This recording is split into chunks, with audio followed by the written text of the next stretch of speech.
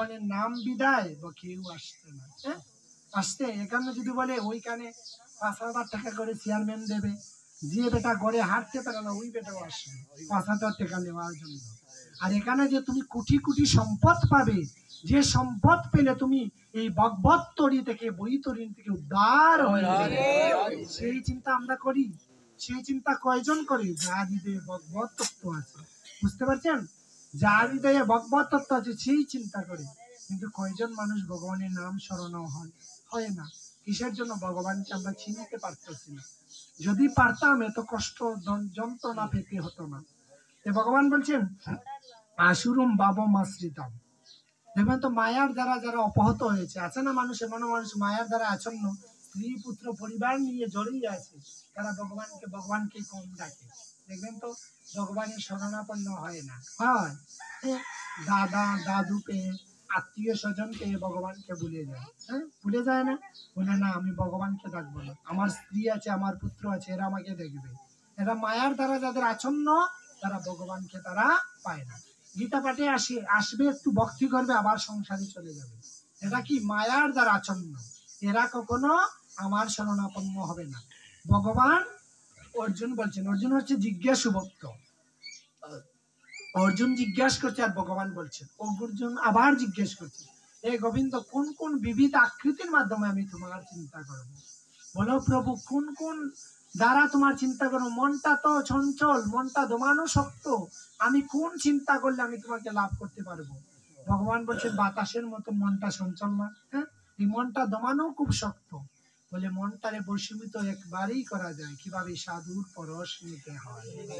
সাধুর পরশে মনটাকে অত্যন্ত বশে আনা যায়, সেই জন্য সাধু সঙ্গ করতে হয়।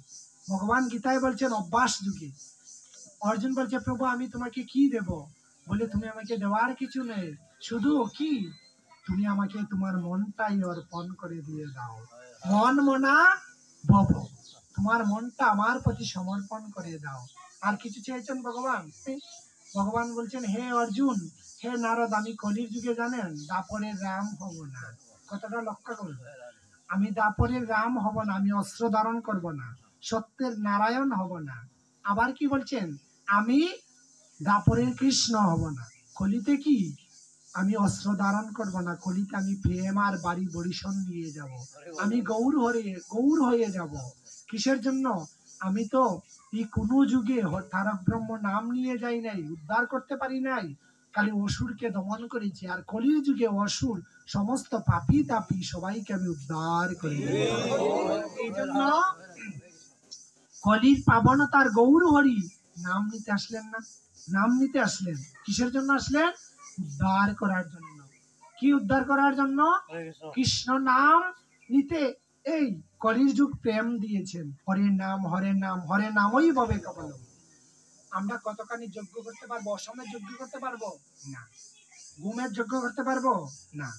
ভগবান কি বলছেন? এই কলি যুগের মানুষ স্বল্প আয়ু, স্বল্প বুদ্ধি, এরা করতে পারবে না। সেই জন্য ভগবান এই নামই দিয়েছেন সম্ভব। হরে নাম হরে নাম হরে নামই ভবে কেবল, করলে নাস্তিব নাস্তিব গতির অন্যতায়। এই কলি যুগে তারেক ব্রহ্ম নাম তিনটা যুগকে একত্রিত করে তারেক ব্রহ্ম নাম দিয়েছেন। এমন নাম দিয়েছেন একবার নাম নিলে সমস্ত পাপ দুর্বিদরিত হয়। আমরা নেই বাবা নাম, শুদ্ধ চিত্তে নেই। বলছে একবার জীব নাম নেই। একবার বাঘ বলেছিল মহাপ্রভুকে তার বাসায়, যখন সন্ন্যাস নিয়েছিলেন মহাপ্রভু, বলে প্রভু গো দাঁড়াও, তুমি তো কলির যুগকে উদ্ধার করে দিবে, নাম নিবে, কৃষ্ণ নাম নিলে, কিন্তু আমরা তো পশুকুলে জন্ম নিয়েছি, আমরা তো নাম নিতে পারছি না, আমরা কিভাবে উদ্ধার হব? প্রভু তুমি তো করুণাময়, পতিত পাবন গৌর হরি। বাঘ বলছে, মহাপ্রভু বলছেন হেরে জীব, আমি সমস্ত জীবকে উদ্ধার করতে এসেছি। কলির যুগের জীব যখন নাম করবে উচ্চ সুরে, হরি নাম করবে উচ্চ সুরে, তোর কানে যখন নামটা পৌঁছাবে, নামটা সাথে সাথে পৌঁছাওনি মাত্রই তুই পশুকুল থেকে মুক্ত হয়ে যাবি। বুঝতে পারছো? এমন নাম পেয়ে কলির যুগে আমরা ভুলে যাচ্ছি, পশু পঙ্ক সব দূরে দিয়ে যাচ্ছি। কৃষ্ণ নামে এমনি দ্বারা বাবা, একটা বাঘের কাছে যাও, নাম নিয়ে বাঘ কখনো আঁকড়ে ধরবে না। আঁকড়ে ধরবে না কিসের জন্য? নাম নিচ্ছি। নামের এতটা দাহিকা শক্তি। নামের গুণে কি অহল্যা এই অসুর কুলে জন্ম নিল কে? প্রহ্লাদ। নামের গুণে অসুর কুলে জন্ম নিয়েছিল প্রহ্লাদ। নামের কি মহিমা, কিন্তু নামটাকে আমরা সঠিকভাবে ব্যবহার করতে পারছি না। আমাদের ধারণ ক্ষমতার দোষ।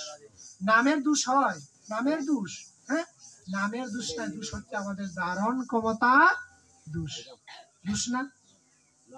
আম গাছে মুকুল ধরেনি, মুকুল ধরে না? মুকুলের ভিতরে আম দেখা যায়নি? দেখা যায়, কখনো পাবেন না দেখতে। হ্যাঁ, ভগবান বলছেন নামের ভিতরে নাম যে আছে তুমি দেখতে পাবে না।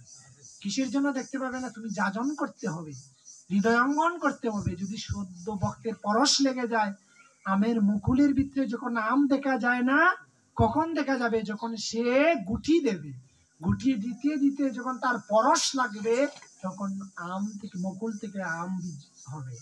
আর ভক্তের সঙ্গ করতে করতে যখন হৃদয়ে ভক্তির বীজ বিদুরিত হবে, তখন নামের দেখা যাবে।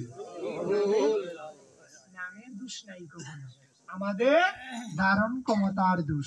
ভগবান এখানে বলছেন তেষাম যুক্ত নিত্য যুগে এক ভক্তি বিষয়াতে প্রিয় হি জ্ঞানম অত্রত্তম অহম সমে চ মম প্রিয়। ভগবান বলছেন জানে 4 রকমের ভক্ত আমাকে বেশি ডাকে। চতুর্বিধে ভজন্ত মাং কি আর্ত অদার্থী জিজ্ঞাসু বদরদ বর্ষ। ভগবান বলছেন 4 রকমের ভক্ত আমাকে বেশি ডাকে। আর্ত ভক্ত কি? যারা রোগী, তারাও কিন্তু সুকৃতিমান ভক্ত। সুকৃতি